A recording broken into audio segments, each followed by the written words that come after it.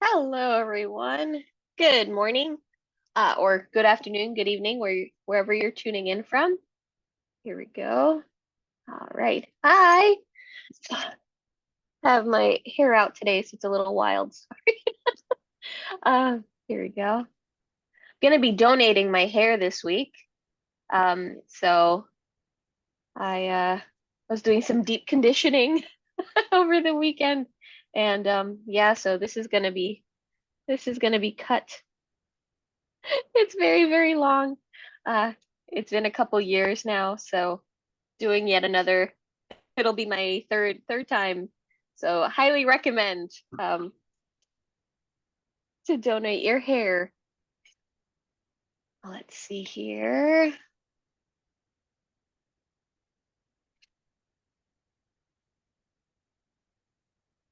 Sure, yeah. So Irma had mentioned, or she had mentioned about growing pineapples. If anyone had seen um, the last time she shared a bunch of just like pineapple heaven in her house.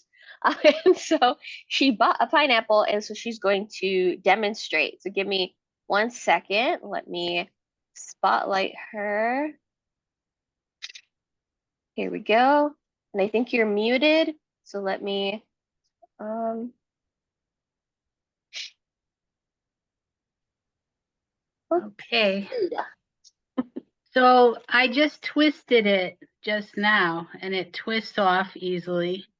And usually you would do that before you eat the fruit. And then at the bottom, you see how there's smaller leaves than on the top. And you kind of just, it easily breaks off. You break off the leaves until you see, do you see? It looks like a little worm-like thing. That's the root. So you just keep peeling off what if some of the pineapples have more of them than others. Um, I haven't seen the best pineapples lately in the stores, but you don't have to take all the leaves off. You just do like oh, here's a whole bunch. So maybe this much you would be taking the leaves off till you see the roots. Just these very pale, small leaves. And you go all around and you see all these roots. And then you just plant it. You can use either a plastic pot or a clay pot. I find that the clay pots, I like clay pots, but whatever you have, you just have to keep transplanting it as it gets bigger and bigger. So it has enough room. You don't have to put it in water first. You just get some nice potting mix soil, and I think my husband does the watering. We have so many plants, but I think he does it about twice a week. He waters it. I'll have to ask him and then I'll put it in the chat, but I'll show you again. I'll bring over the laptop to all the plants that we collected from different pineapples, and there's just one that keeps getting a pineapple every year. Um, can you see the pineapple? Am I pointing it right? I think you have to point it down a little. There we go. Yeah, Yeah. there we go. So there's the baby pineapple, and it seems to take about 6 months to grow. Okay. And we have so many plants here, and they kind of decorate our hall there. And then they're very spiky on the top sometimes, but that's okay. If they get brown like this, if a leaf gets brown, I just cut off the tip. But like you said, they're a very nice color. We have these clay pots in them now. This great big one has, these are two shoots actually. As you can see, these are two plants, Yeah. and we just put them in the one big pot. They were a little shoot off of a plant. Once once it grows the pineapple, that particular shoot that it's growing on can't grow another one. Um, But then other shoots will come off of it and you can plant them right in the soil. So that's about all I know. When it gets bigger and yellower, then it smells nice, it's supposed to be ripe. Oh, wow. Irma, does the plant have a flower or does it start to No. just grow a stem with the pineapple on it? Any flowers, it just grows the pineapple just little by little. Does it give you a heads up as to when it's going to grow into a fruit? No, you'll just see it slowly growing. Oh, that's amazing. That looks so beautiful. Did a Right? great job. Kind of purplish colors in it as it's growing on the spiny part. Yeah. Wow. So beautiful. All right, thanks for letting me show you. No, of course, of course. See, I love this. So this is I would love folks, please show us your secret. No, that's awesome. And quick question about the lighting. Do you have a skylight or is it just ambient Oh, light? yes, we do have that. Maybe that does help. We have skylights in our house. And then we put them outside in the summer on our deck. But I think I mentioned that when it was starting to get yellow, a squirrel took a bite out of it. So I think we might just keep it inside this year. You have competition. They get desperate. They'll try anything. Oh, that's so cool. Thank you. Seriously. welcome. You're I've welcome. never grown one and I am seriously going to attempt it.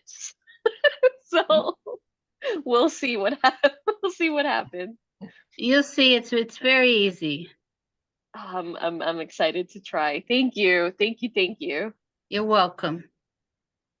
That was so cool. And again, I guess it's like the lottery. If you plant a few of them, then one of them might be the best and start growing a pineapple. Okay. I'm gonna aim to have a have a hallway of pineapples. All right. I I'll love show that you more so of our plants another time. Yes, yes, absolutely. And Okay. yeah, I'm just in love with that silver. Oh, it's like that blue silver color. It's so beautiful. It's so, so gorgeous. Thank you. Mm, Thank you. Thank you. you're welcome.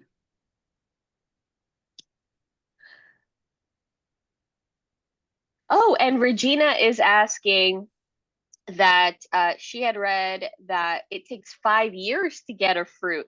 So you said it was 6 months. Is it 6 months from the point that it rooted, or 6 months after it's been established and then it starts growing? Oh, 6 months when the pineapple started growing. Wow. Okay. But as far as, yeah, it about that much, I guess. It doesn't take 5 years to grow a pineapple, no. As far as getting big enough, um, that could be right as far as when you're planting a small one. I can't even remember now how long it's been that we've had these. But at least, like you said, it's a nice decoration, even when it's not growing. It's a Yeah, tropical look to your house. it seriously is. Awesome. Thank you. Thank you. You're welcome.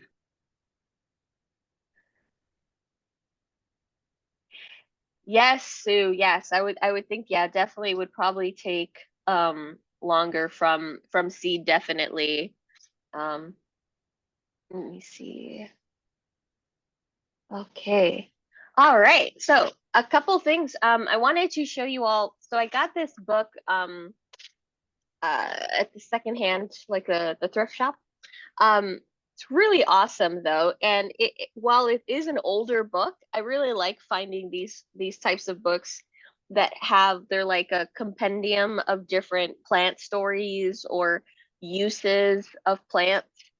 So yes, while the plants that might have scientific data or like the plant chemicals or things like that, if you get an older one, are very out of date.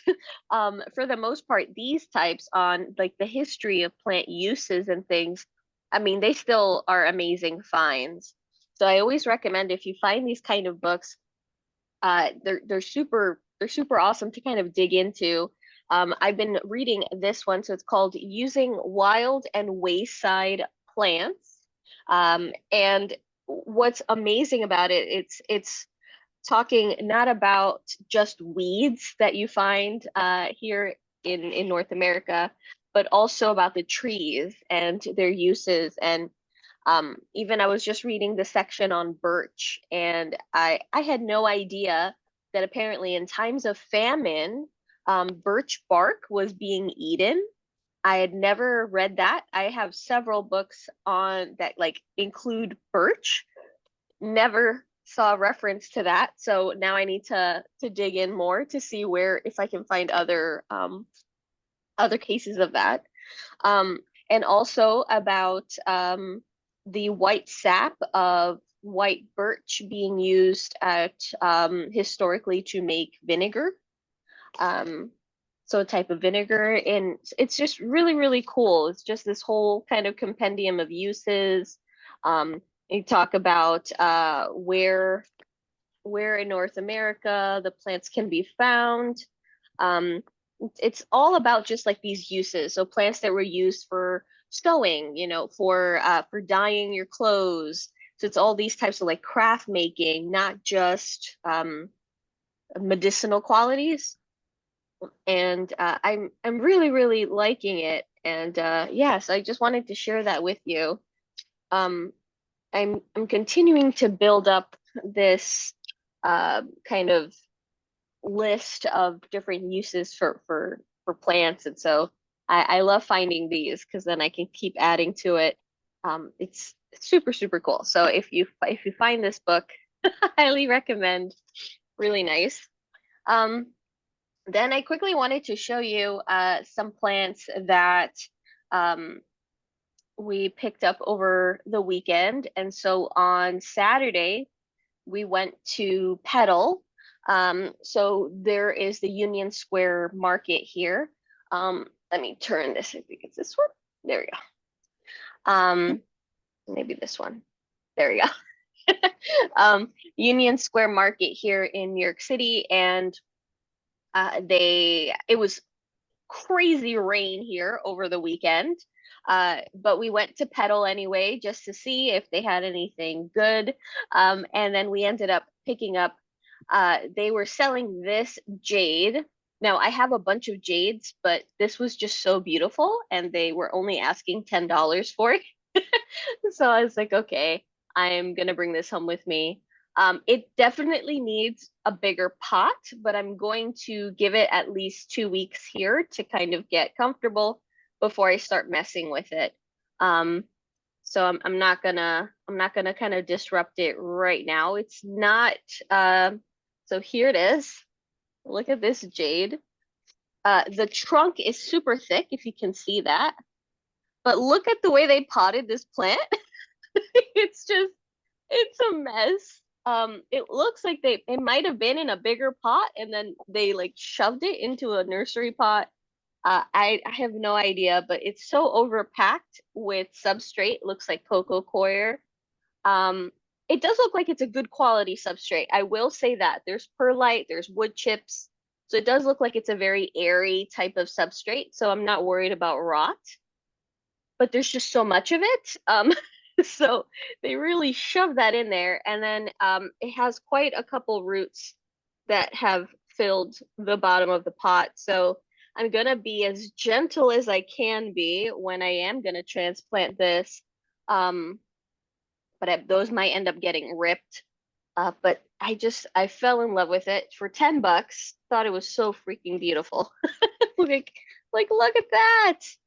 So probably once I repot it into a slightly larger pot, um, I might just record myself doing it, and then we'll reveal how much taller the stem actually is. But so beautiful. $10.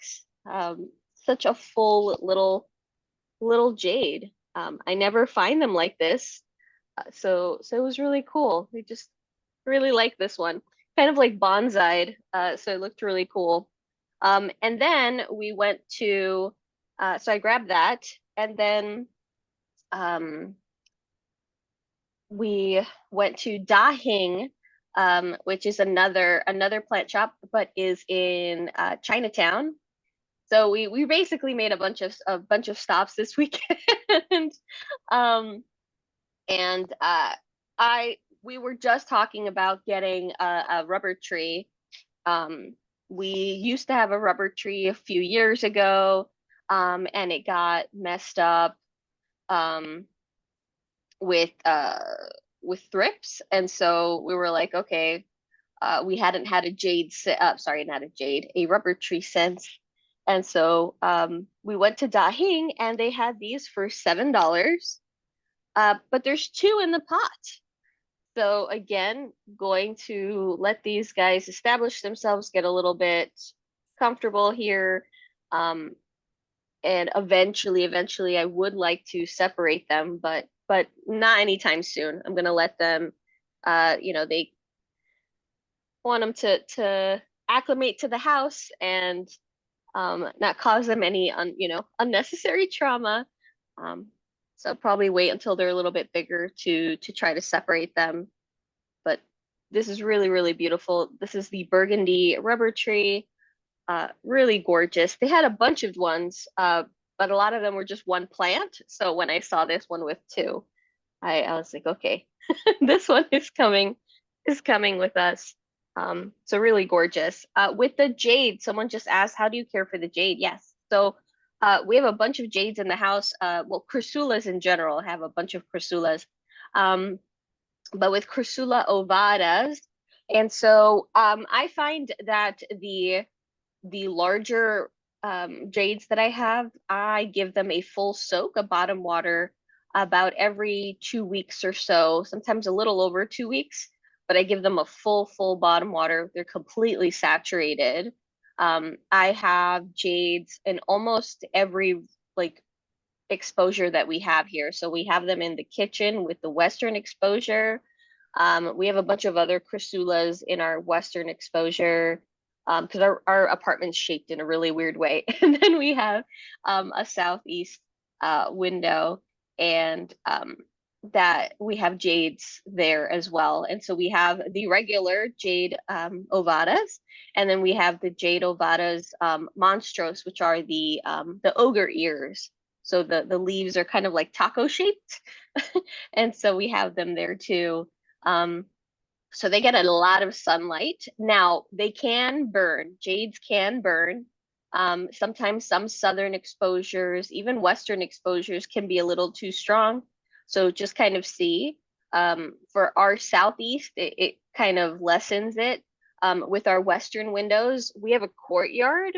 The building has a courtyard, so the light's not coming straight on. So if that is, if you have some type of obstruction, something that kind of lessens that the strength of the light, then it should be fine in your window. But otherwise, I mean, when they're getting really good sun, for this variety, they get this red edge. Let me see if the camera will pick it up. Kind of. There we go. The red edge here. But if you have them in a there we go.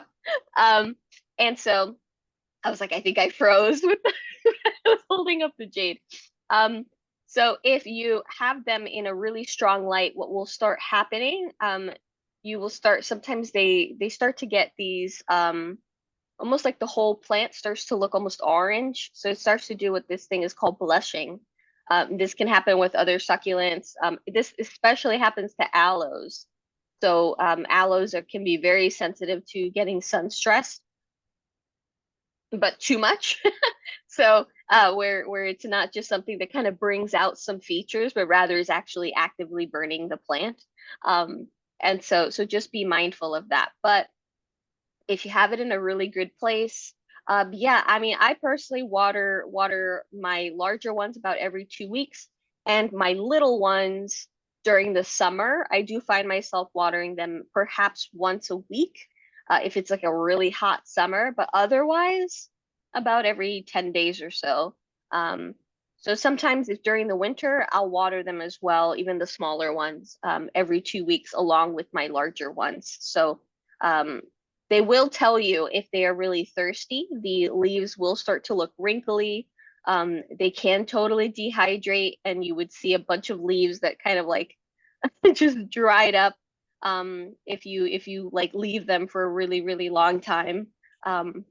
And yeah, but otherwise they're super easygoing. You just want a really breathable substrate. So you don't want to put them in some type of potting mix that is just like kind of like a brown potting mix that's very kind of muddy.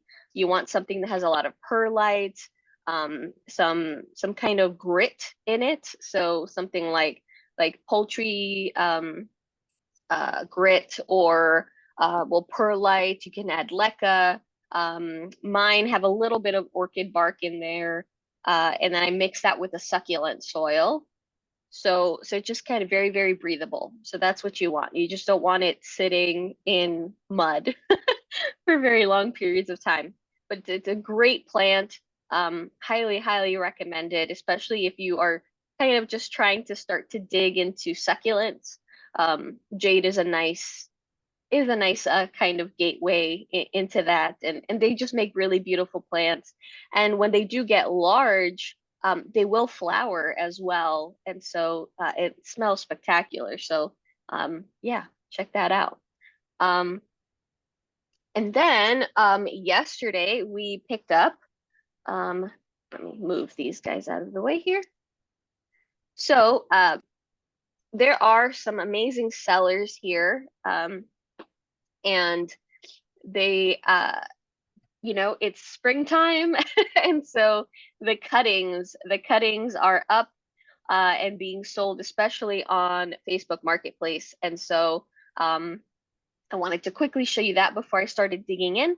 And so with Facebook Marketplace, I came across these here. So one is a philodendron subpanata. So here we go. This is a really interesting philodendron.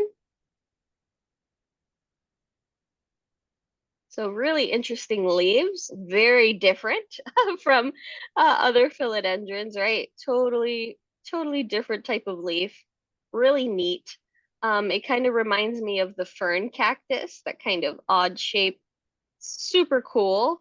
So I had gotten a cutting of a subpanata, oh gosh, like 2 years ago or so. And yeah, it was no roots or anything. So I told myself that when I got another one, I would get an established plant, and they were selling an established plant. So has already a new leaf coming in, you can see there. So super cool, super cool. And then they had a cutting that I was willing to try. And the seller was very honest and said, "Hey, the leaf is looking really limp, but the base is doing great and it's pushing out new growth." So she gave it to me for $10. So I was like, sure. So hold on, let me put this. Here we go. So it is pushing out new growth. Here we go. You can see all that new growth right there. And it started getting roots. And so the leaf is not as perky as you would want, but there's no yellowing right now. It might start to yellow. I might end up having to cut it back, but this is a philodendron Delinsky. So I've never owned it before. I mean, pretty nice size leaf. The mother plant was apparently imported, and this was a cutting that the person was selling. But yeah, so I love these types of philodendrons, the ones that have like bunny ears. I have quite a few species like this. I really, really like them. So yeah, I'm going to experiment with this one, and we'll see what happens. And then, whoops, here we go. And then this one was really cool, where I found this cutting and I really wanted to get it for Brian. And so it is a Philodendron Splendid. And then I was looking at the seller's other cuttings, and they had some Epiprenum albo cuttings. So Brian has Epiprenum albo, but Brian loves anything variegated. And so I was like, all right, I would really like to get him another another cutting, and she was actually selling both of them. So so let me grab that. And then, to my surprise, she had subpanata as well. So I said, sure, I'd like to get that cutting too. I just got an established plant, but let me try again. It won't hurt. And she was super nice, and she went and gave us extra cuttings for free. So I'll show you that in a second. But this is a Splendid, Philodendron Splendid. Really beautiful. This is the newest leaf.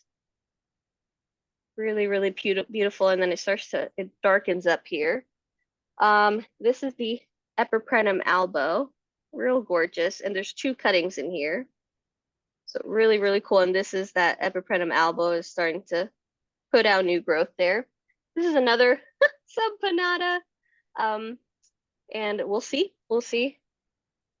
And yeah, so this one was really, really cool. But then the seller, super, super sweet, said, hey, would you like a free, like another free cutting? And then she ended up giving us 2 ghost philodendron cuttings for free. And look at these things. So Brian and I said we're gonna shoot a video where we're each gonna take one, and he's gonna root it the way he roots his plants, and I'm gonna root it the way that I root my plants, and we're gonna record it and see which one maybe starts to work best, what kind of like pros, cons, pitfalls. So we thought, hey, this is a great kind of excuse to do like a little experiment. So these 2 gorgeous philodendron, they're the Florida ghost cuttings. Huge, look at this. And she gave them to us for free. So I really like plant people.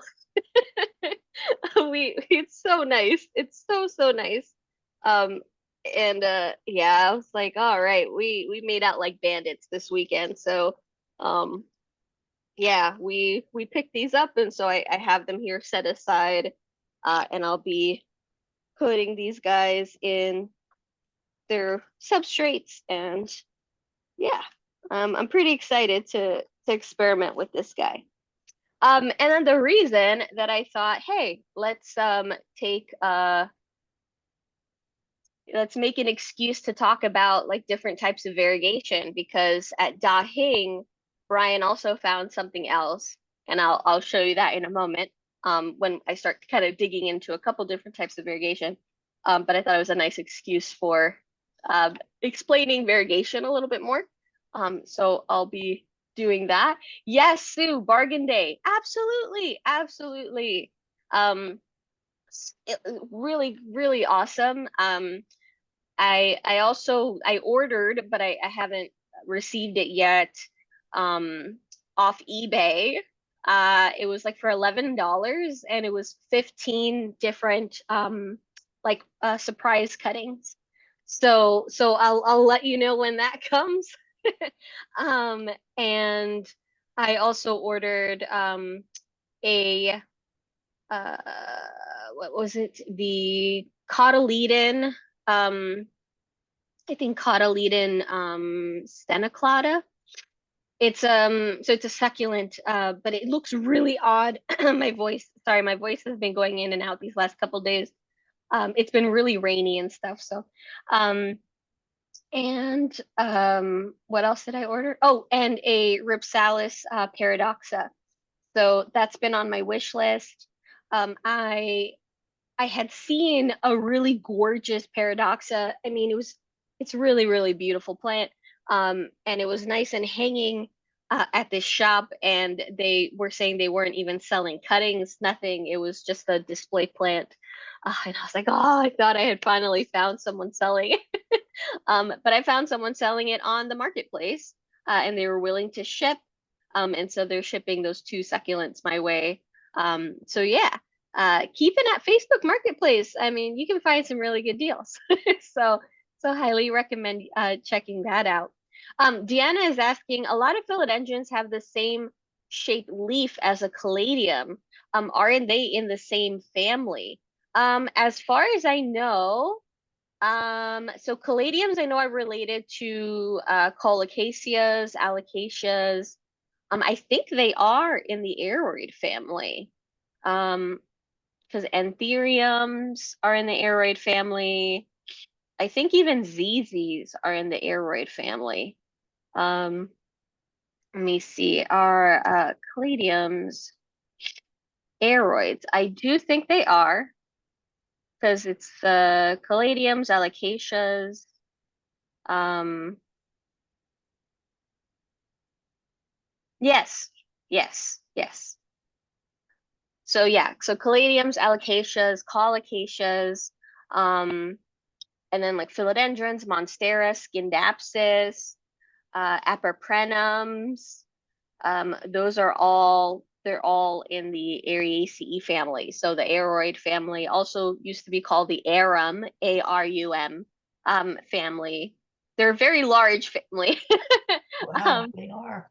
yeah, but caladiums, yes, they are in there. Um, and yeah, it's almost caladium season, so I'm excited to see. Mhm. Caladiums are always so so pretty. I had one, um, and they just don't do well indoors in my home. So I remember I had bought this really pretty white one with green veins, really, really pretty. And it was pretty at first in the house, and then it was just not happy. And I tried moving it in different places. I was upping the air circulation, the humidity, and it was just the leaves were just deteriorating. And so I felt really bad, and it finally died back. And I had completely forgot. I had completely forgot that it was in that pot, right? So it was just, it had just died back. So I had actually, a few months later, in front of our house we have these like pots, and I was dumping out extra soil that I had, you know, in pots and things, and like Ziploc bags. I kind of just mixed a bunch of soil, and I would throw like a couple wildflower seeds or things like that in there. And this was like 2, 3 summers ago. And out of nowhere, I just see a caladium growing, and I had completely forgot it was in that soil. And it was doing marvelously outside, and it came back the following summer as well. It didn't come back. So it didn't come back last summer, and I haven't seen anything. But it came back 2 summers in a row. Um, so I don't know. It's That's that's but yeah. funny. Have you ever seen a philodendron pick up any of the reds from the caladium family? Oh, like reds. Yeah. I mean, there's a lot of philodendrons that have red backs. So Oh, the okay. back seal of the leaf. Hmm. Um, there's a lot of philodendrons that have that. Like the subhistatum has a gorgeous like back, is like this really deep, deep, deep wine kind of red. The Atapawense, also the philodendron has these. All the backs are really red. We have our philodendron Spiritus Sancti, and um, now when it's little, the leaves don't have the red behind them, but apparently as they actually start to mature, they'll actually turn red. Um, and I think also with our we have an El Chaco red. Let me grab it.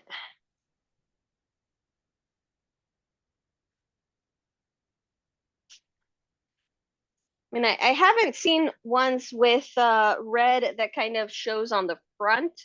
I mean, you will see reds for new leaves. New leaves can kind of come in a really pretty like pink or red before kind of hardening off um, into like that deeper green. But here with this El Chaco red, it's kind of hard to see. You can kind of see it, yeah. Oh, yeah, it is shaded red. Yeah. So it's really Beautiful. Wow. pretty red here.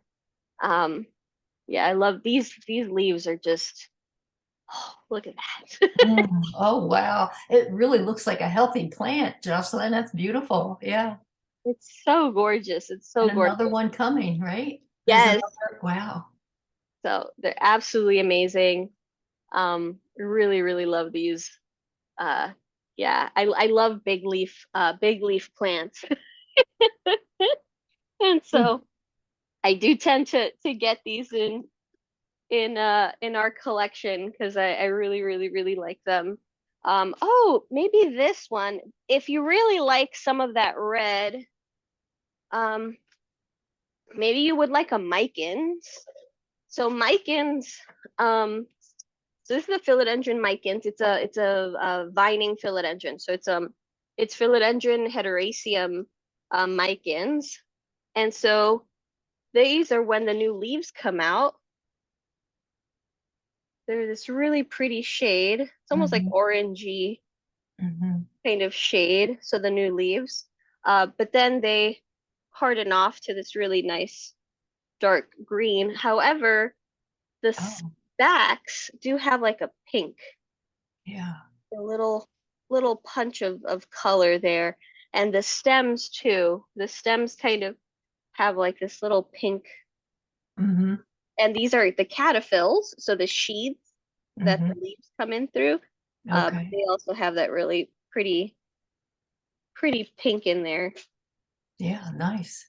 Um, but yeah, so you do see the reds, and a lot of the reasons you see reds, especially in the younger leaves, with a lot of plants just in general, it's because they have a very high anthocyanin content, and so basically they're kind of antioxidants that the plant produces in order to kind of protect the new, very vulnerable growth from like sun from cold. So you do see this when new leaves are coming out. It's not in every single plant, but in many you will see that the new growth kind of comes in pink or like a really nice red, and then it starts to as the leaf kind of grows and hardens off, it turns into its green color. Um, Hmm. so it's super cool. Hmm. If you're interested in plant color, there's a great book. I have the PDF. I can pull that up to the link to share. Um, but it's called Nature's Palette. It's David. David. I'm trying to see if I can see the book from where I'm sitting, but um, it's David Arlett.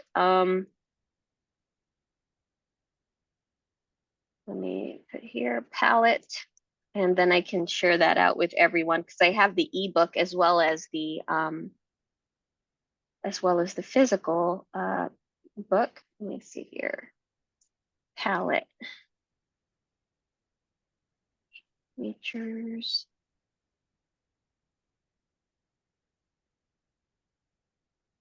There we go. All right, share, copy link. All right. So if anybody wants to download that book, it's called Nature's Palette. David Lee. There we go. David Lee, The Science of Plant Color. It's a hefty book if you were to get the physical copy. I think it's like 300 pages. Um, but it's amazing. So if you wanted to dig into understanding why plants are the colors that they are, how they switch, this is such a cool book to check out. So definitely invite you to do so. And I'm always happy to share my books. I have a bunch. When I like a book, physical copy. I tend to get it as an ebook, and then I try to share it with with everyone. That's great. So I'm always happy to share. So yeah, that I have that one. So feel free to enjoy that one because it's really really good. Tanya's asking, I went to a plant swap yesterday. So many great new additions. That's so awesome. I can't wait. I want to go to one of like the local plant swaps this year.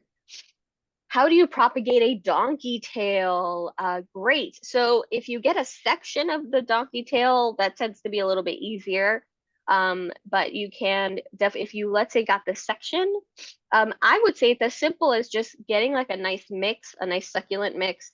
You might want to remove the little, you can still propagate them too, but the little leaves, the phylloclades kind of at the base, so that it can kind of, you can kind of stick it in there. You might need to use something like a floral pin to like secure it to the substrate. You don't want to keep it soaking wet, but you could use like a squeeze bottle to kind of dampen like the first inch or so. Yeah, and then maybe check on it like once a week, kind of let it dry out, and then give it a little freshen. And they root very, very readily. And what you could do is, if you have the little leaves instead, let me see, I actually have some, I was doing some plant keeping over the weekend too. So like these guys, I was cleaning them out. If any little leaves, I was repotting some of like the here we go, the elephant bushes here. I have a few varieties of elephant bush, um, and these echiverias and kalanchoes, and then the ones that I have in the bedroom. And so while I was cleaning and repotting and stuff, we had a couple casualties. Um, so these kind, like when you get the leaves here from in the bedroom, I have a variegated jade, and I totally knocked this off. So so I said, well, I can propagate this with my Kalanchoe kaleidoscope behind me. I totally snapped this off while I was repotting. But here we go. So this is something closer to what you would see with your donkey tail. It's going to be smaller and rounder, but looks much more similar than these other ones that I have here. Oh, I even knocked off a piece of thumb of a thimble cactus. So I'm just gonna start this guy up in his own little pots. But I love these guys. I love the way their needles are placed. Looks so cool. They look like little flowers. Yeah, and it doesn't really, I mean, you have to really get it at a bad angle for it to stab you. So, Does that bloom, Jocelyn? Does oh it have? yeah, Oh, that's yeah, nice. yeah. So these bloom. Um, yeah, they're really pretty little cactus. And they grow in like these little clusters. I really think they're so pretty. I think it's a mammillaria species. I think it is. I think it's a mammillaria. Um, but yes, so with this the little so let's say with your donkey tail, um, oh, so you have one branch and a bunch of leaves. Perfect. All right. So with that, you're gonna, yeah, you're gonna be able to root that base of that longer piece. And then with these little ones, you can one either put them directly in the pot, kind of around the one that you're currently propagating, because you'll be keeping that kind of somewhat hydrated, that so you might want to do that. Or what you could also do is you could try these in like a perlite, or even in, I like to do a lot of my succulent propagations in kind of a mix of either leca or lava rock. I use perlite, I use poultry grit. I can actually grab, I'm doing a lot of like show and tell today. Hold on, let me grab here.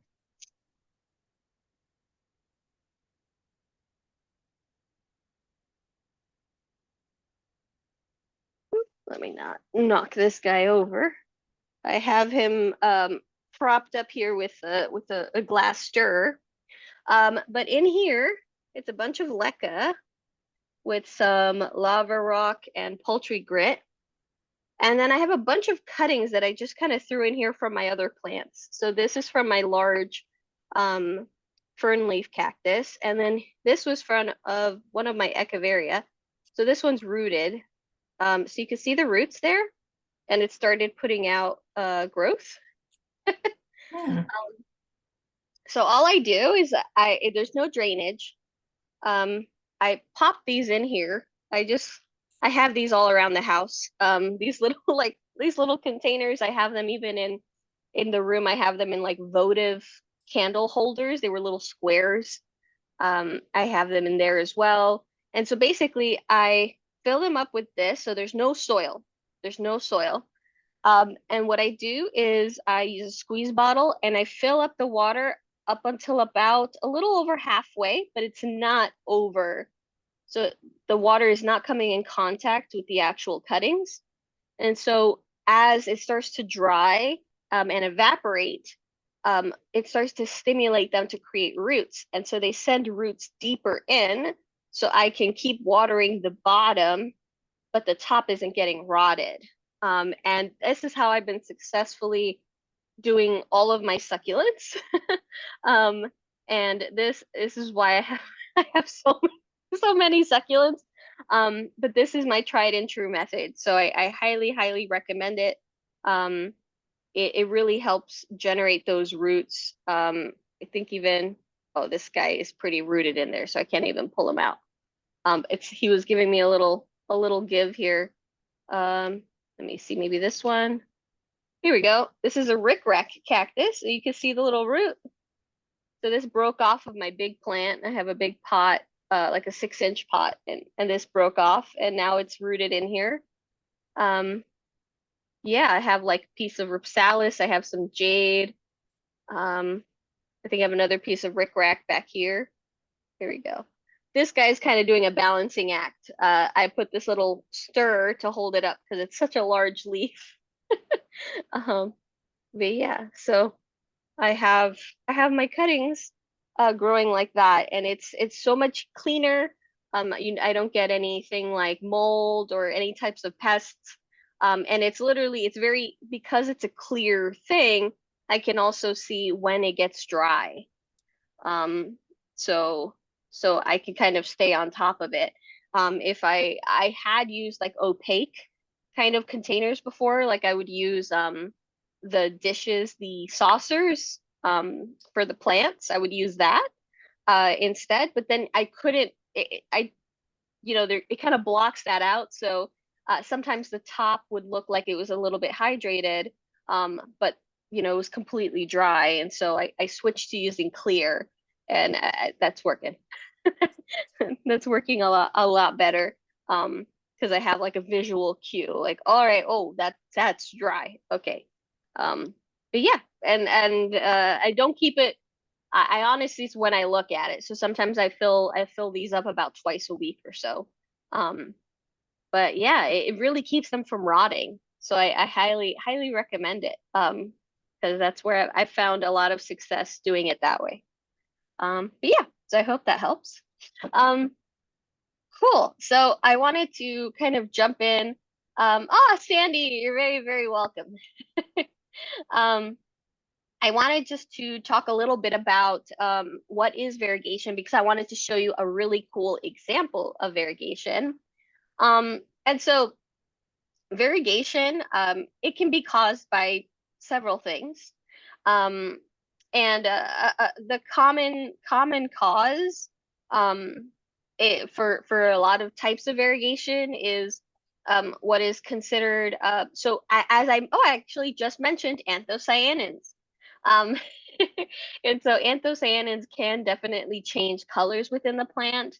And sometimes variegation is actually like a masking of the green pigment by anthocyanins. Sometimes it can be caused, there can be like some plants where this kind of pigment masking happens all the time, and it's kind of just how it is now, kind of like its default setting. And so these are called zonal markings. And so you see these things in like coleus, right, where there's edges, and where no matter if you got them in seed, right, or you make your cuttings, it's like tried and true. It's very consistent type of variegation, very consistent type of coloring. While there are there's also variegation that's caused by mutation, right? And so these are why you tend to see like conversations about stable variegation versus unstable variegation. And so, for instance, a great example of stable variegation is, here we go. So this Monstera Thai constellation. And so this is stable variegation. So this plant was created, I think this one is a cutting, but the original was kind of designed basically in a lab. But this is stable variegation. So this means that no matter how many times I cut this plant, any leaf that, it starts to grow on the plant, it will always have some sort of variegation. And the splash that you're seeing here, like these little splashes of white, will always occur. So while the pieces of white, will be different in each leaf, the splashes will always appear on your leaf, of course in different positions, but will always be on that leaf, and it's stable variegation. So it's going to be consistent. So no matter what. Now with the albo philodendron, that is unstable variegation. And so while you might get some leaves with splashes and sections of white, what ends up happening is that is a mutation. And so usually what happens is that somebody will get a regular Monstera. It will have that what's called like sport variegation. They will cut that section off. So they'll remove that section. And now that is the section, the node basically, that has those mutated cells. And then they will continuously propagate that. So they'll let that grow, propagate again, grow, chop it. And now they have a bunch of these mutated monsteras. However, it can eventually revert. So it can eventually go back to just being green leaves. So this is why it's unstable. And another problem too is if you are cutting a node that has a lot of white, that means that more than likely you're going to get all white leaves. So you might see that where I actually been seeing people selling their white leaves, but they're selling them pretty low because they know it's not something that's going to survive. It has no chlorophyll, so it would require a green, it needs to be connected to a green mother plant in order to survive. So people have been selling, they cut it. And I guess, I've seen them selling for like $25, $30. And folks were buying them. And I guess it's just to enjoy the white leaves for maybe a couple weeks, if that, if it survives that long, and then it will just die off. So I'm not sure why I've been seeing that. I think I've seen like 2 or 3 posts so far of folks selling just the white leaves, but they explain, that this is never going to grow, and it's going to die, and it's still folks are snatching them up. So I don't know, but that, yeah, so that's a really great example of unstable. So if you were going to make an investment in one of these large monstera, that you wanted to make sure you were going to get a return on your investment, where your intention is to grow the plant, propagate it, sell it, kind of make your money back. Because I think this one was like 120 or something. But if you were trying to get a return on investment, I would say to go with a Thai, because that more than likely, because you're definitely going to get splash. You might not get, leaves like a half moon leaf or something like that. You can't guarantee that. But you will get leaves with variegation. And so, and right now folks love tide constellations. They're still really popular. So it's something that you could, not sell it as maybe as much as you bought it for, but if you sell a couple of the cuttings, you can get your money back. But they are really beautiful. But yeah, it's a really great example of some stable variegation. And so another reasons that you might see variegation in plants. So it could just be also what's known as jumping genes. They're called transposons, I think it's how it's pronounced. Transposons, I think that's how it's pronounced. But you will see this, that sometimes it will happen when you actually germinate your seeds, and you'll get like a really weird seed, and it could actually jump generations. It could be that like the grandparent of that plant had an odd mutation, and so when that plant made seed, and then that seed was then grown and matured and reproduced, it had that gene inside of it. And so you'll start to see that. And you do see that happen a lot with Monstera albo, where some folks are getting albos. What they do is they buy big batches of seeds, of Monstera seeds, and they germinate them all to see if they will find a couple that germinate and have some variegation on them. That can happen, and that's usually a kind of like a recessive, like genetic thing. Now, there are tons of scams, so please be warned. There are tons of scams. If somebody is selling you seeds and telling you these are going to be variegated, there's no way for them to know. Now, if the plant itself is always variegated, like let me see. Oh, like this one. This one I actually got earlier this week. I totally forgot until right now.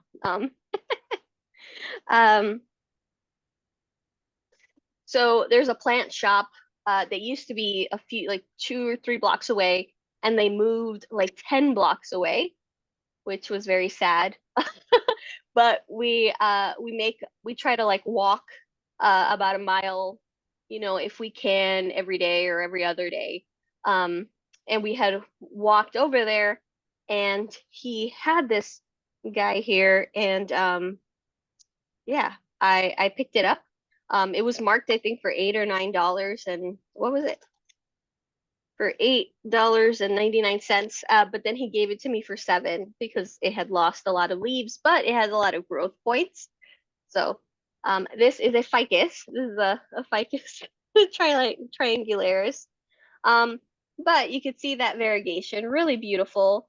But this is a stable type of variegation. So you will get seeds, and then you will get the same plant, right? It's something that's already infused in it. This is just how the plant looks. When you get those odd mutated types of variegation, that's where you can't guarantee that. So if someone is trying to sell you seeds and they're telling you that if you germinate these seeds, you're going to get variegated Monstera, that's not true. So please be very wary of that. Also, they also seem to do that with bonsais. You cannot plant a seed and then grow a bonsai. So a bonsai is actually it's a type of horticultural practice in which you can technically bonsai any type of plant. And so basically you kind of manipulate the way they're growing. So they're manipulated with wires, with pruning, with cutting the roots. They are kind of grown in a way to build a certain type of root system in their pot, to thicken out their trunks, and to really, it kind of like miniaturizes them. But this isn't something that's achieved by planting the seed. This is something years and years of kind of forcing the plant to grow in a certain way. It's very much like molding the plant. And so that's not something you can buy. There, it's not a seed. But I see people selling bonsai seeds, and I'm so confused. So no, you can't buy it like that, unfortunately. So yes, so be very aware of that. Also be aware of really kind of like sketchy posts that you might see like on eBay and things where they're selling these variegated plants that are very much sought after, such as the Monstera albos. Always ask the sellers for pictures. So ask them for pictures of the mother plant, of pictures of the plant that you will be receiving. Um, and always reverse image search your pictures. So if you're going to be investing in a plant that you're not going to be picking up from a store where you can see it in front of you, and it's a larger plant, you just go the extra mile, and just kind of do some verify, especially if the pricing seems a little good to be true, like too good to be true. Definitely ask for like photos. Ask for yeah, photos of like the mother plant, of the plant itself, and ask the seller about the care. So how are you caring for the plant? If they don't know, either maybe they might not have had the plant long, right? So it could just be that they just got an import, or they bought it off someone and they're reselling it immediately, or it could be that they just don't have the plant at all. So kind of check that, and definitely reverse image search, because a lot of these folks will take pictures from other folks' posts and will kind of pass them off as their own. I've seen also a bunch of folks that are selling Monstera seeds, and then when they arrive, folks are getting like grass seeds and things like that. So just be very, very careful. There's so many scams for plants. It's really sad that's something that's actually happening. But yeah, so it could be again a genetic mutation that happens, that can be passed to the plant's offspring. That's definitely a possibility. Um, and then also there's just like these general sport mutations that will happen on a certain section of the plant, that if you cut it off and then keep propagating it, you can, for the most part, you can keep growing it that way, though you might see some reversion. And so I wanted to show you what reversion can look like. So this is an example of like unstable variegation. And so Brian at Dahing Plants, let me move my laptop back a little bit. Oh, you could see I have a Hoya macrophylla over here. I'll show you afterwards. It has some variegation on it too. So Brian found this. And so this is a philodendron Birkin. We've had Birkins before, real cool philodendrons, really nice variegation. So it's really, really pretty variegation. Here we go. Look at those leaves. Really, really pretty. You can see some reversion here. So some green, green, green. But this is why we picked it up, because this was super cool to see. We have been wanting to get another Birkin, but we lost, I think, ours to spider mites. And so this is what made us want to get this one. So hold on, here we go. Aha! So the leaf has not finished unfurling yet, but look at that. So this is partially reverted. Look at the stem. So it's half mutated and half its original. So this plant originally was a philodendron rojo Congo, that then got some variegation, and someone went, holy moly, that's cool, and started cutting it and propagating it, and that's how we have Birkins. But this Birkin has started reverting back to its original form, and it has another leaf coming in, which I'm excited to see, because it also shows the half and half. But look at that. I don't want to put too much pressure because it hasn't finished unfurling, but it's going to have a big section of it is like normal, is what would be the Rojo Congo leaf, the green. And then the rest is this really cool variegation. What's neat is that there's actually several plants in here. So we got 1, 2, 3, 4. I think there's like at least 5 in here. So we can separate that guy out if we wanted to. And it's just fun to see. So it was more of like a cool oddity to see. And we had seen someone actually selling one like this that had a half moon. So half of it was variegated, but it wasn't this white variegation. It was this type of variegation, the venal kind of variegation. And it was like half like that and then half Congo, and he was selling it for like 85 or something. So this was a really cool find. I love that you can see how it's split right on the stem. You can look at that perfect split there, the white and the red. Yeah, so it's cool. It was a very cool find. And so we could, it was like 20 bucks. So Brian was like, all right, yeah, we need to we need to pick this up. Oh, Sandy, is a Dieffenbachia similar to the plant you're showing now? It looks like the plant I have with unfurling leaves. Yeah, so Dieffenbachia are in the same family. So Dieffenbachia, Aglaonema are also aroids. So they're in the same family.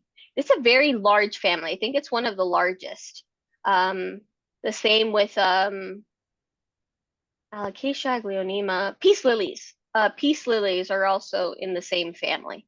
But yeah, Dieffenbachias are in the same family, so they do have a very similar look to these guys. But I feel like Aglaonemas and Dieffenbachias are definitely similar in that they kind of grow these canes right at the once they start to kind of mature.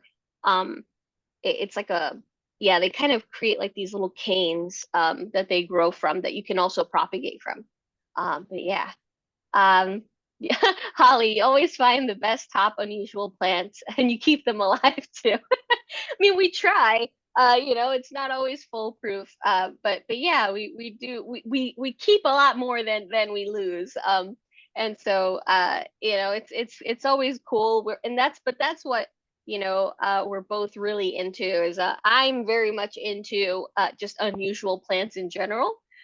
If they look really odd, if they're growing in a weird way. I have a cactus that's growing like this, and I saw it at the store. I was like, I need to take him home because it's weird like that. But yeah, but Brian is very much more so variegation. So anything that has like a really neat kind of color mutation, that's what Brian is really into. And Terry is saying, my Birkin has 2 leaves with horizontal cracks. One of the leaves has a split solid stripe. Am I underwatering or is it a lighting issue? Very good question. Did it happen like once they unfurled? Did they unfurl that way, or were they unfurled and then that happened? A lot of reasons you might get horizontal cracks on leaves. So like out of nowhere, I'm trying to see if there's an example here. I mean, this one, when I bought it, it had this damage already. But sometimes, let's say, I don't think this one has any. I think this is also mechanical damage. So this means that it's like through moving or something like that. But basically, let's say sometimes they get these kind of cuts here, right? Like these slits. And maybe you haven't dropped the plant, you haven't done anything to it. So what can actually happen is this could be rapid changes of humidity. This could definitely happen where basically like the fibers in the leaf sections get very dehydrated and it causes it to split basically. So that part of those leaves might just dehydrate so much that they die, and it can cause kind of like seams, right? Like seams to split. And that can happen. That can happen sometimes due to just changes It can happen very much so also with new leaves that are unfurling. If there's a very rapid drop in temperature or drop in humidity, that can cause deformities to the leaf. And sometimes they're open cuts like that, weird shapes, sometimes where like one side of the leaf looks normal and the other side is wavy. Those are all issues that can happen with usually it's humidity and temperature. But with the older leaves, I mean, it could also be humidity. Um, so I don't think it's a lighting issue. With lighting, if there's too much lighting, what you would usually see is burns. So it wouldn't be an actual like cut in the leaf itself. It would be more so kind of like it kind of looks bleached. I'm trying to think of a good example. Yeah, it kind of looks like a spot, kind of. So much more different than what you're kind of describing, which is like a solid crack. Um, so I would think it could potentially be humidity. Um, in terms of like underwatering, I don't know if that would cause cracks in the leaves. Usually that would just more so cause kind of like what's that called? Like the browning of the tips. But I don't think it would necessarily cause any leaves to actually split that way. Um, yeah, so I hope that helps. It might be humidity. Would misting help? The humidifier's on the other side of the room. Okay.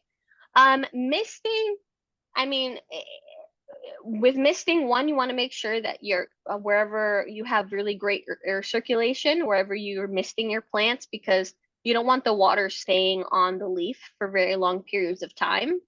Um, but let's say you do have really great air circulation, it's going to dry. Um, the bad part is the misting might bring up the humidity for a couple minutes, but that's really it. And so it won't actually cause like a big change in the percentage of humidity. So a couple options would be to, I know there's a lot of like debate on whether or not it helps, but I think it does if you use the right type of rocks. So if you get kind of like a saucer, and I would use leca. So I wouldn't use river stones that are kind of solid, but I would use leca or even perlite if that's what you have on hand, but something that's breathable, that's porous. And what you do is that you place your plant pot on top, and then you put some water, but not enough where again it doesn't go over the surface. So you can also create like a moat, where you can kind of make sure that the plant is not coming in contact with the water. And then as you see it drying, you can refill it. And it does, as it evaporates, it provides a little bit more of ambient humidity. If you wanted to do that, it's not a huge swaths of humidity, but it's helpful. I've found it's pretty helpful. Otherwise, maybe consider getting another humidifier for the other side of the room. If you're keeping plants there that yeah, that might benefit from that humidifier, because humidifiers, they have like a certain type of square footage that they can cover. Like the one that I have here in the living room, I think it's only 100 square feet, something like that. And so yeah, it doesn't get into I have to kind of place it. I have little humidifiers too, but those kind of just stay in that area. um and so yeah, you might want to get another humidifier. That might help. Sandy is asking, I have a bromeliad plant that has brown edges. No matter what I do, the leaves still have this. What am I doing wrong? So with bromeliads, they typically they don't want to be in. I mean, there are some bromeliads that grow terrestrially, like pineapples. um, but if you have some different types of bromeliads that are truly epiphytic, they don't do very well in soil. They're sold that way, um, but they typically don't do very well. So you have to kind of make sure there's no root rot. Also, with certain species of bromeliads, they have a cup kind of in the center, and that the best way to actually water them is to actually fill that cup. Now, this isn't the case for all bromeliads, but some species are like that. So I would say you would have to kind of figure out specifically what species you have, because it might need a specific type of watering. Another thing is a lot of bromeliads are monocarpic. So this means that once it flowers, it starts to die. It might produce pups at the base, maybe 1 or 2 pups at the base, but it will start its cycle of death, essentially. So if you bought it with a flower and now it no longer has a flower, it might be dying back. That might be happening. And if that's the case, if you did have a flower and then the flower has gone, it very well could just be dying. And so you wouldn't be able to unfortunately stop that. Otherwise, if it hasn't flowered, and one big thing with bromeliads is they very much appreciate humidity. So brown tips could sometimes mean that there isn't enough ambient humidity. So I would say, I think no less than 30 percent humidity, maybe like 40 to 50% might benefit it much more. I would also check if pests. So bromeliads are pretty resilient. They can get attacked by different pests like spider mites or mealies or even thrips, but they are much more resilient. But there are specific types of pests that attack bromeliads, like there's bromeliad weevils, and there's just other species, especially if the plant was collected from the wild or in states such as like Georgia or Florida, where these pests have been kind of introduced. And so if they find your plant in your yard, they will take advantage of it. So I would check to see if you don't have any pests, especially if it hasn't flowered yet. You know that the plant should be doing well, and otherwise is not. I would check to see if there's potentially a pest in there. What's it called? Then there's also a bromeliad fertilizer as well. It's specific to bromeliads. So bromeliads are very different in the way of like in comparison to other houseplants. They actually take their nutrients on on the actual leaves themselves. They don't take them what's it called? They don't take it up from their roots, because their roots are more adventitious roots that are more used for kind of grabbing on to the tree surface. They aren't actively like taking up nutrients. And so if you were to buy a bromeliad fertilizer, what you could do is when you're watering, you can just kind of spray either the plant itself, or what I like to do is I spray a little bit into the actual water. And then I put like my air plants. I have those are my bromeliads, are a bunch of air plants. Oh, I actually wanted to show you guys. I just bought these, not the plants. I've had the plants, but these little holders. Is this the box? No, I think it's this box. Here we go. But yes, and I spray the water and then I spray them. I'm sorry, I water them. So you can totally do that, but you would have to buy a very specific fertilizer for that bromeliad. And I would just check the substrate. So if it's a bromeliad that you purchased that they sold you in soil, I would check for root rot.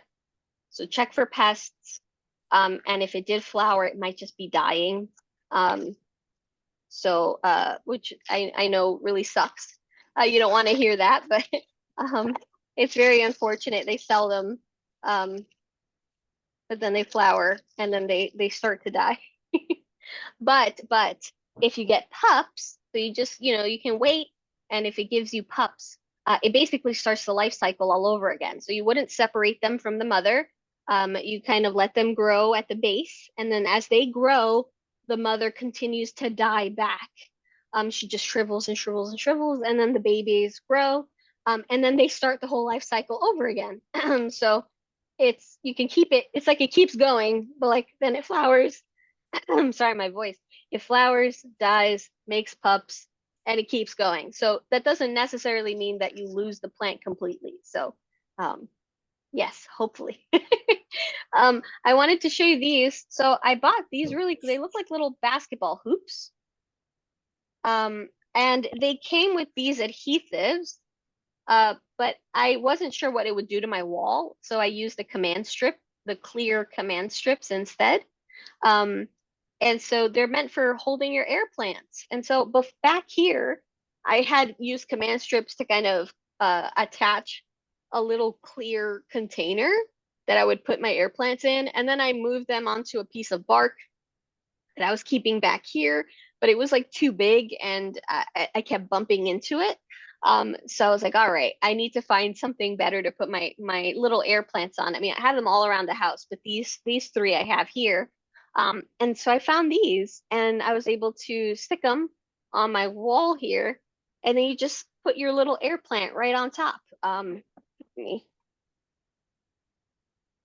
Here we go. So yeah, so you just put your air plant right on top. I love it. I think it's super cool. So, and it was really cheap. It was like $7.99, and I think it comes with like 12. Yeah, 12. So, yeah, if you have air plants and they're kind of floating around your house and you want a nice, cool way to display them, definitely check that out. Yeah. And oh, and I'll show you one more thing. Oh yeah, well, first, oh my God, I'm sorry, I'm like scatterbrained here.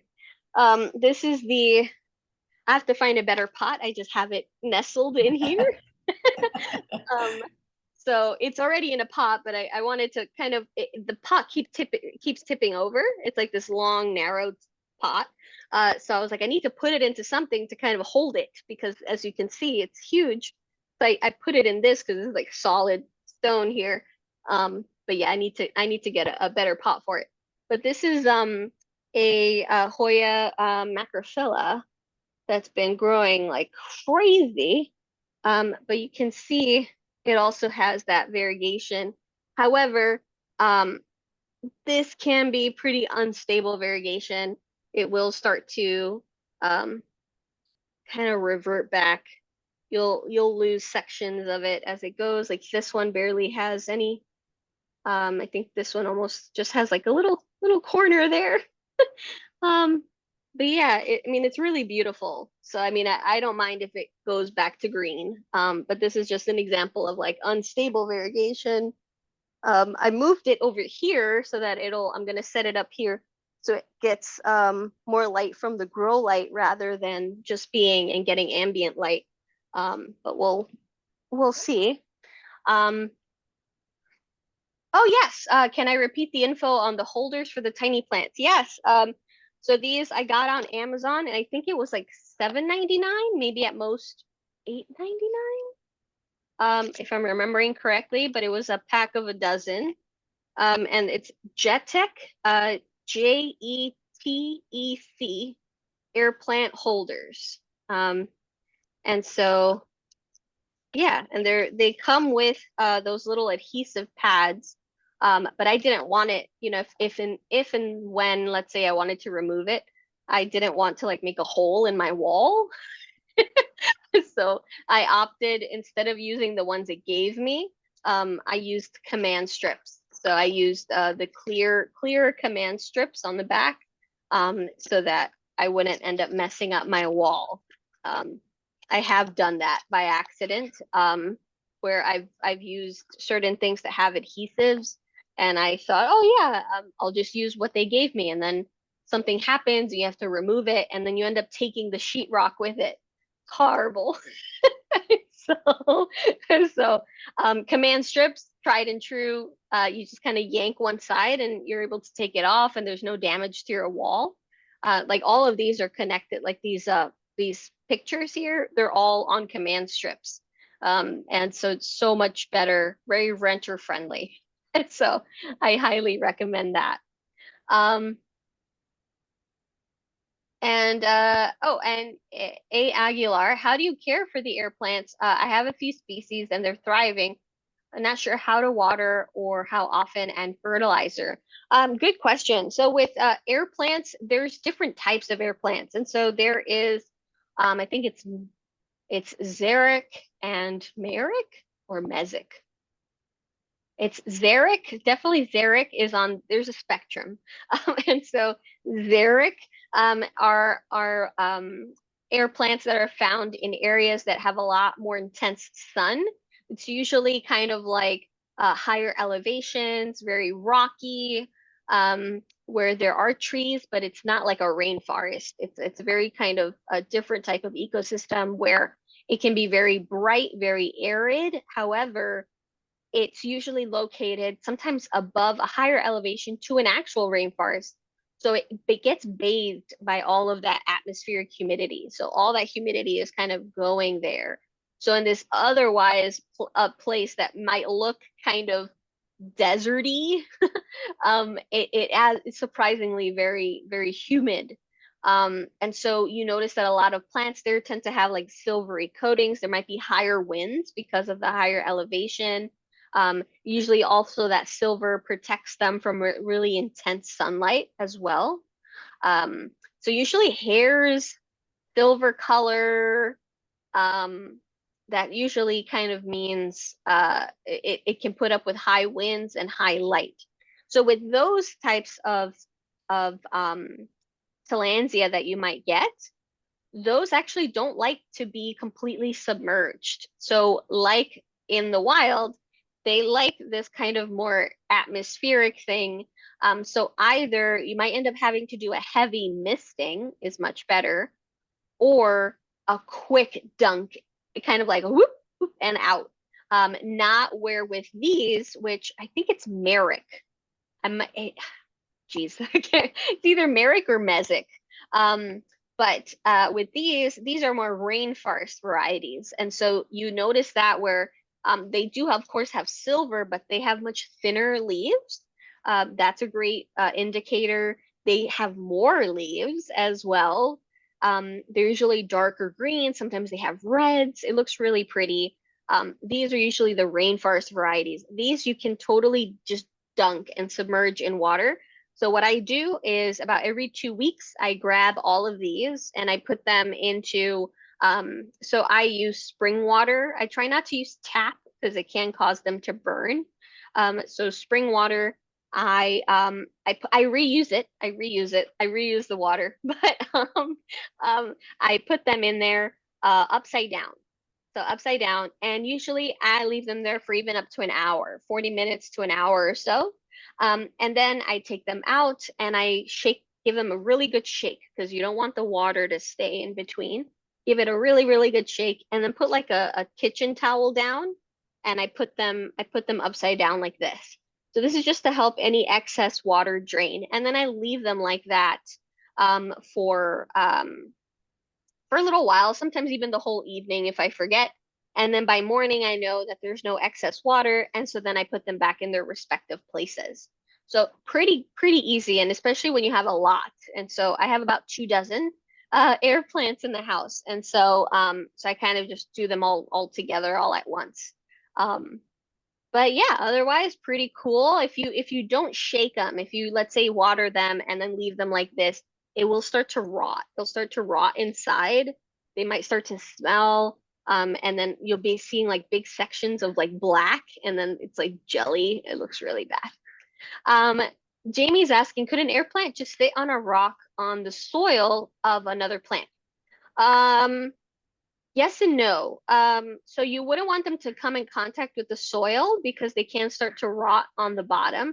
If you put a rock and you put the air plant, oh, I think I froze. Did I freeze? Oop. There we go. I was like, I froze like this.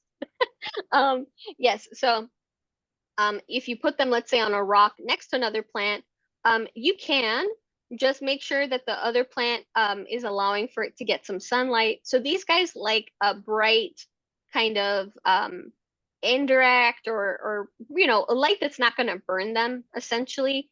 Now these guys like really strong light. They need really strong light. And these guys, I have them pulled farther away, so they don't want to be right under the grow light, and they wouldn't want to be right up against your window, but like slightly pulled away, totally fine. So just make sure if you're getting, let's say, a mesic species, xeric species, like the one back here, that's going to need stronger light. So make sure you're not putting it under like with a plant that's going to shade it out. So it's just a big issue with the light, and as long as it's not on the soil, because then the soil it will start to rot. Can you see what I'm showing? Oh, here we go. Oh, I think you got oh my gosh, what is that called? It's like they call it like the grass, like the grassy air plants. Yes, and so those tend to dehydrate a lot faster. So you might find yourself watering those about once a week or every 10 days or so. So those their leaves are much thinner. Right. They tend Can to I dry mist out. it? I'm sorry? Can I mist it? Yeah, you can mist it. It has to get a really good misting. You can do that if you don't want to submerge it, but just make sure that you kind of set it, like lean it upside down, so that any excess water runs, because it will start to rot if any water kind of gets stuck in there. So this is once a week misting? But a heavy misting. So it's not just a little like do like a heavy like rain. Like, Okay, this is another one. oh, I don't know. I have a hard time with this computer. With oh, the clock. it's flowering. Yeah, it does. See this? Oh, that's so beautiful. Yeah, when they put out the seeds, it's very quick. So the seed pods usually pop open, and they kind of look like dandelion, like the ones that you blow. They kind of have like a fuzzy tip, and then they get sent out. This has That's so flowered cool. for the last 6 months now. It hasn't fallen. That's so beautiful. Yeah, they can flower for very long periods of time. That means that once that flower starts to die, you might see a baby growing on the bottom. Okay, I have another one. Yeah. Uh, oh gosh, how could I? Oh, just lift it up a little higher. There we go. Oh, that looks like a Medusa caput. Those are cool. So what they have is what is called a pseudo bulb. And so when those you should water them like by putting them in water. Oh, Like like that, not the leaves. so you The can bulb? oh no, the whole plant. You can put the whole plant in water. Oh, Like in a really? bowl. Submerge it all the way with all these strings. Yeah, and you can submerge it. And usually, I mean, with those, you can do like 15 minutes, 20 minutes or so. And what happens, it actually fills up with water. And so then, yeah, when you take it out, give it a good shake. But otherwise, it's good to go. That's the Medusa caput. They're very cool air plant. I love them. They look like an octopus. Yeah. So they are Thank you. very cool Now I plant. know how to take care of them. Oh, Thank you're you. very, very welcome. Tanya, great question. So Tanya's asking variegation. Is it true that brighter light will increase the amount of variegation in a plant? So I wanted definitely to touch on some cons of air plants of variegation.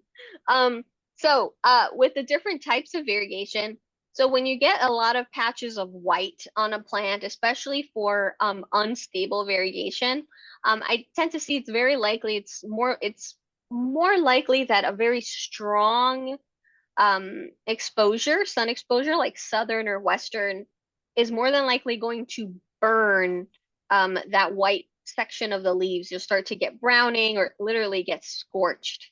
But in brighter light situations where it's more so like maybe an eastern light exposure, or even like with grow lights, that might be fine. It's not as intense. I mean, some grow lights can get really intense, but I find that they can be a little bit better. And in terms of will it increase the amount of variegation, I don't think it increases the amount, but rather I think it makes it much longer lasting. So if it's getting really good light, that means the green portions of the plant are able to produce more sugars and then are able to sustain these white sections of the plant that basically aren't working, right? It's like all hands on deck, and then there's a whole section of the leaf that can't contribute to any of the sugar making of the plant. And so having a little bit of a really nice light is definitely helpful for the green sections of the plant, because then they can actively, more efficiently photosynthesize. But just be mindful that brighter light situations, depending on how strong that light is, can end up burning the white sections. So you kind of have to see like what kind of exposure do you have. It's kind of testing too, because with these grow lights, for instance, the ones I have here, I don't worry about burning. They've never burned anything. But we do have bulbs, the grow bulbs, that have burned certain plants, right? If either they're getting a little too close, or variegated sections of plants. And so some bulbs, they're not all the same. And so yeah, they can end up harming your your plant. Holly, is there an app where you can take a picture of the plant and will tell you what the plant is? Yeah, there's a couple apps. Plant Snap, I think Seek. I would recommend iNaturalist. iNaturalist is pretty good, especially because if you take a picture, there's other people that can verify that on the app. So it'll say, yes, the app was correct, kind of like that. And so, or they can tell you, nope, the app, letting you know the app is incorrect. So that one's really, really, really helpful. Oh, you're very welcome, everyone. You're very, very welcome. Oh, Holly's asking, I'm similar to both of you. I like variegation and big leaves. Awesome. But I enjoy unusual types too, like ferns and string of hearts. Yes, absolutely. I love strings of things. Did you see my alocasia question? No, mine had a little dark spot on the stem. Is that common? Okay, so it depends on the alocasia. Let me go up, and I might have just missed. Here we go. Oh yes. Do all alocasias have dark spots on the stems? No. So not all alocasias have them. Some species do indeed have some mottling on the stem. And that's not only alocasias. So I can even grab this if I can grab it. This is my peperomia called espejito with the maculosa. And this one actually has spots all over the stem. So you could see it has all these purple spots all over the stems. And this is common in some species. So there are quite a few species of just different plants that do get that in there.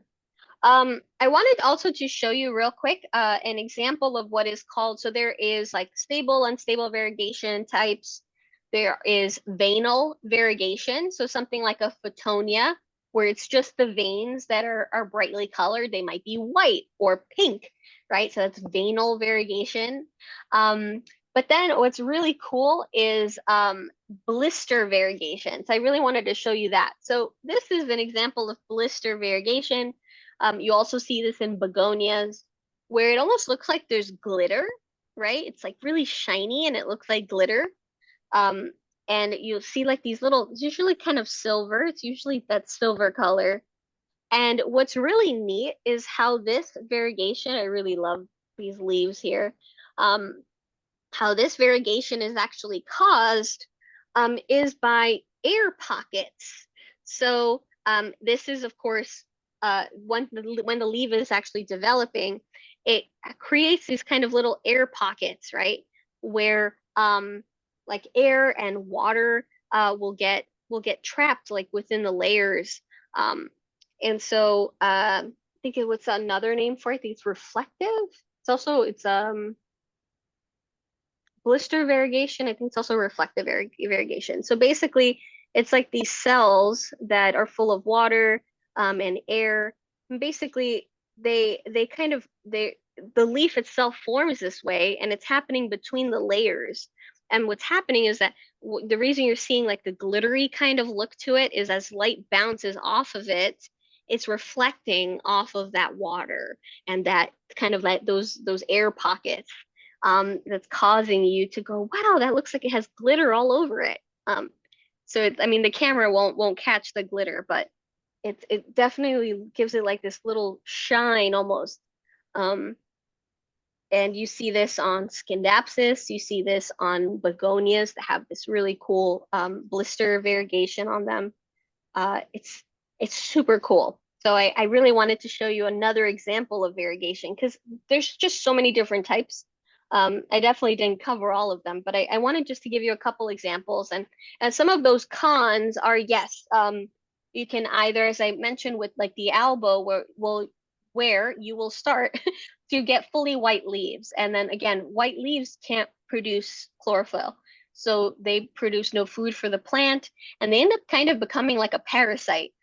So basically it's if you have one leaf and then three white leaves, that one leaf is trying to produce enough food to keep those four leaves alive. So it can be very taxing on the plant. So that can end up happening. You can end up also getting burns, right? On the variegated portions of the leaves. So that's unfortunate.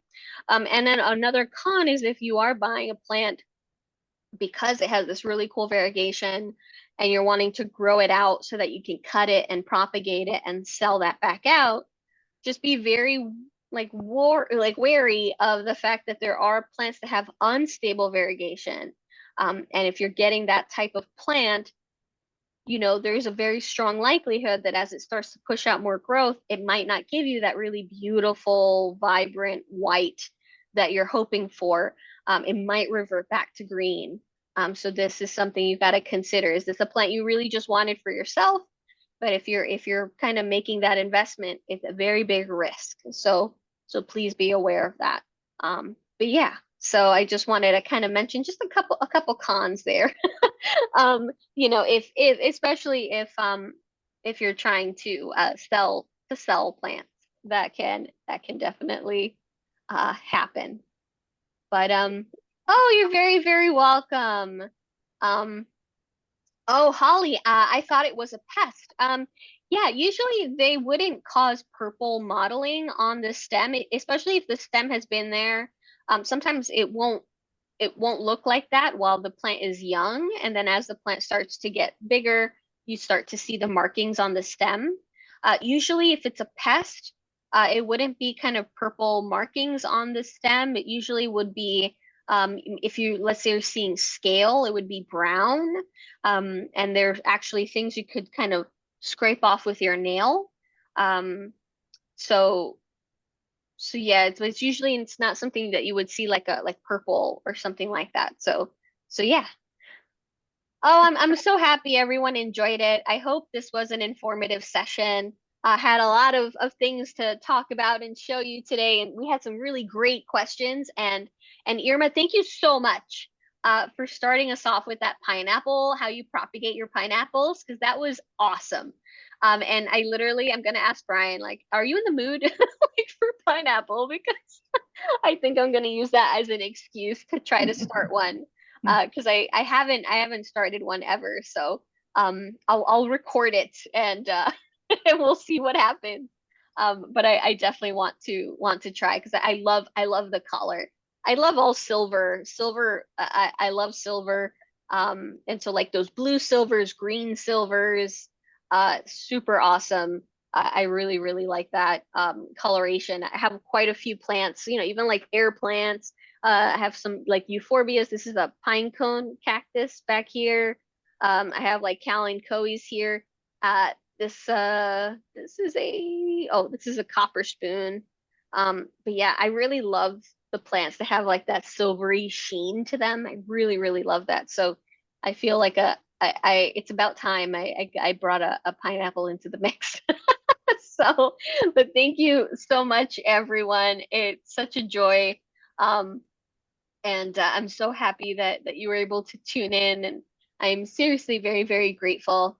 And enjoy the rest of your Monday. Enjoy. Oh, thank you, Deanna. Yes. You're welcome. Yeah, for those of you who tuned in later, I'm going to be donating my hair this week. So, uh, before 2020, before the great shutdown, I was cutting my hair every 3 years. I would cut it up to here, then it would grow about to my hips, then I would chop it again, donate it. And then 2020 happened, and so I ended up not cutting it. And then I decided to just let it keep growing. And so now it is almost up to my knee. Wow. And so I let it kind of keep growing some extra years. So I'm going to be chopping it. I don't think I'm going to go this short. I might go about like this short. But yeah, it keeps going, keeps going, keeps going. And yeah. So I had already gotten a section of it cut because I wanted layers. So I think it's here we go. So they cut a big section and I donated that. But I want to kind of do the same with the rest. Wow. So so I'll be it's a really cool thing to do. So all of you, if you're ever going for a haircut, I think the minimum that they can accept for hair donations, it's 8 inches. So if Wow. you know for a fact that you're going to be, cutting your hair and you're going to have at least 8 to 10 inches of hair cut off, just Mm. ask them, to tie it into a ponytail and then chop it. And then you can just take a Ziploc bag with you. And then, you go on, do the rest of the cut, but then you have that hair that you can donate. So it's super cool just to, be able to do that. My hair grows really, really fast. So so I'll be doing that.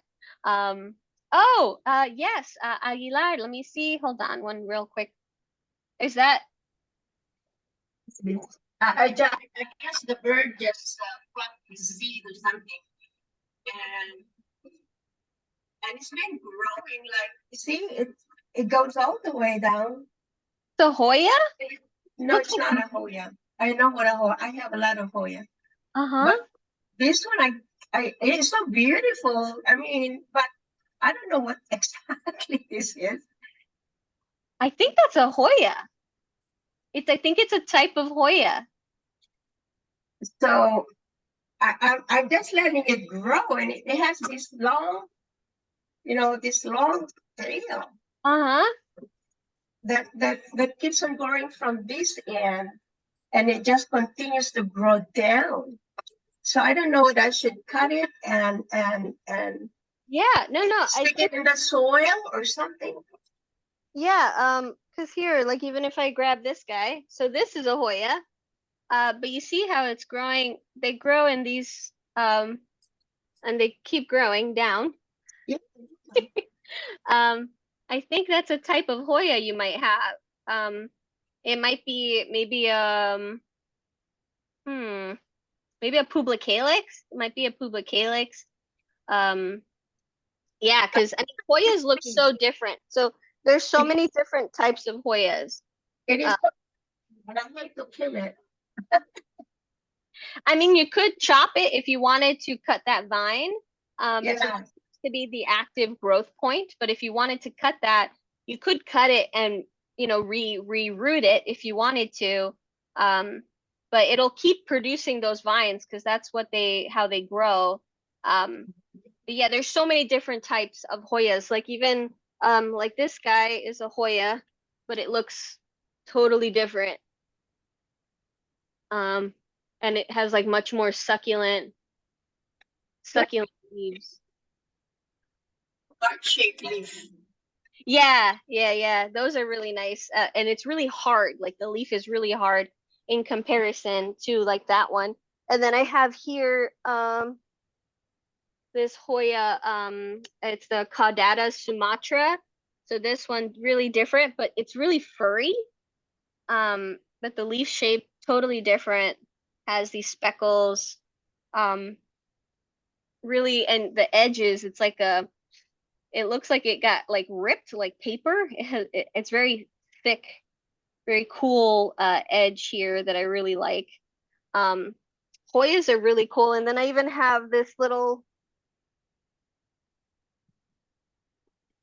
Hoya Matilde, which is this little thing, itty bitty cutting that I just got. And it produces these teeny tiny kind of rounded leaves. So yeah, I think what you have is a type of Hoya. So it might be a different one than you've had before, but definitely I'm going with Hoya. So good luck. It looks beautiful. But if you do want to cut it, you can definitely cut it. If you wanted to keep it like compact and you don't want it to kind of spill over the pot. But otherwise, if you were to let it grow, it would continue to grow that way because that Hoyas, they tend to want to grow down that way. If you got something like a carry-eye, like the one I have up there, they will start upright. They will start kind of growing this way, and then they get heavy, and then they start to tilt. But if you have them growing on something like a stick or a moss pole, they will grow upwards. So you could do that too. So good luck. It's very beautiful. Oh, and for folks that are still here, I forgot I wanted to show that. I'll show it next week too, for folks. But I got a dormilona, which is a sensitive plant, and so these is when you touch them, they close, and so yeah, I think it started to close when I moved it. As soon as I grabbed it, it started to close. But yeah, so they're sensitive to touch. And so when you touch them, they close themselves. And they really, really like a lot of bright light, and they like to just dry out between waterings. And so since these guys get watered about every 2 weeks, this might be sooner than that, but you know, it's going to get a lot of bright light being right under that grow light. So I propped it up back here, and it's hanging out with all my succulents. So all right, everyone, have a great one. Please stay safe. Enjoy the rest of your week. I can't believe it's May. So it's May. On Thursday's my birthday. Oh, So happy birthday. Yay. I can't believe it. My mom was just talking to me yesterday. She's like 35. I was like, yeah. So young yet. So yeah, so we're thinking, you know, botanical garden, and then I'm a big fan of Star Wars, and so they have it back in theaters until my birthday, until May 4th. So so we're gonna go on May 4th to yeah. Oh, Holly, happy early birthday to your son. So yeah, a lot of spring babies I see. So yeah, it's gonna be a fun week. So thank you so much. Thank you so much, everyone. And yeah, I hope you have a great great week, and I'll see you next week. Have a great one. Okay. Bye. Bye.